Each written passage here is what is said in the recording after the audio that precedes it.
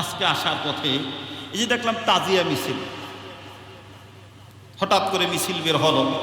হুসাইন রাদিয়াল্লাহু আনহু কবরের সাদৃশ্য একটা নিয়ে আসলেন, রক্তমাখা জামা, রক্তমাখা কাপড়, এরপরে আপনার কি কাগজের মধ্যে রক্ত লাগায়া ইত্যাদি ভয়ঙ্কর কিছু স্মৃতি ধারণ করে নিয়ে আসলেন। একেবারে হুবহু কারবালার মতন কিছু ভয়ঙ্কর কিছু সামনে নিয়ে আসলেন। এরপরে মিছিল দেওয়া হলো।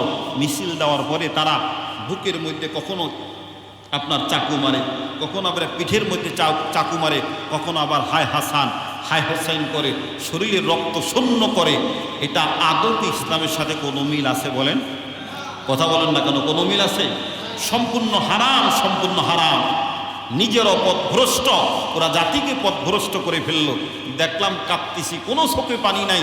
তার মানি কয় ওরে অভিনয়, কয় কেউ নাটক কম কর।